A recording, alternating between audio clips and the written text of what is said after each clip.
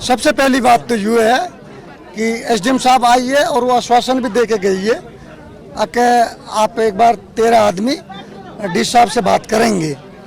और मेन जो पॉइंट हमारा ये है कि हमारा देश एक ऐसा देश है, वो हम देशभक्त हैं और हमारे इस देश के अंदर चीन की कंपनी काम करे। जो कंपनी चीन की काम यहाँ कर रही है वो चीन हमारे भारत के लिए नुकसान नहीं करता, वो पूरी दुनिया को कभी कोरोना वायरस छोड़ता है, कभी कुछ छोड़ता है। वो यहाँ बैठ के पता नहीं क्या क्या कर सकते हैं।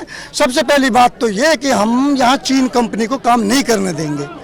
दूसरी बात है किसानों की जो और मांगे हैं, चाहे वो बकाया राशि पड़ी है, चाहे एग्रीमेंट की बात है, कमेटी है उसकी डीसी सर से। तो आप लोग यहाँ पर आए हो, किस बात को लेकर किसान हैं वो बैठे हुए हैं, क्या कहना है?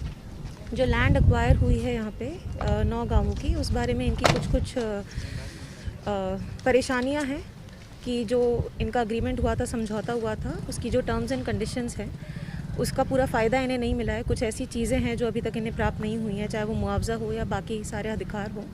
परंतु इसकी एक बार हम इस मुद्दे की गहराई पे जाने के लिए एक बार उपाय। यहाँ पे आंदोलन शुरू हुआ, किसानों की पंचायत शुरू हुई। पहले कंपनी की तरफ से कुछ गुंडों ने यहाँ बदमाशी करने का काम किया, लेकिन लगातार किसान यहाँ डटा रहा। और जो हमारी मांग है कि देश का दुश्मन जो चीन है उसकी कंपनी को जो यहाँ काम दिया गया है, जो जापान की एटीएल कंपनी ने चीन की कंपनी को काम दिया है। एक तरफ सरकार कहती है कि चीन हमारा सबसे बड़ा दुश्मन है और दूसरी तरफ वही सरकार बैकडोर से उनको यहां पर काम धंधा दे रही है।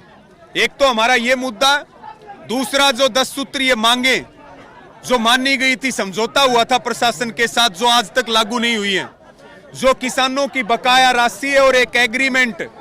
पूरे देश में भूमि अधिग्रहण होती है लेकिन कभी ऐसा एग्रीमेंट नहीं साइन करवाया गया कि आप कोर्ट के दरवाजे पे नहीं जा सकते, लेकिन 9 गांवों के किसानों से एग्रीमेंट साइन करवाया गया। इन सारी मांगों के ऊपर और एक जो सुबह यहाँ गुंडागर्दी हुई, भारतीय किसान यूनियन मुर्दाबाद के नारे लगाए गए और चीन की कंपनी जिंदाबाद के नारे लगाए गए। लाठी डंडे हथियारों के साथ यहाँ बहुत सारे गुंडे बदमाश आ रहे, उनके खिलाफ हमने प्रशासनिक अधिकारियों से बात की है, उनके खिलाफ अभी हम एक शिकायत दे रहे।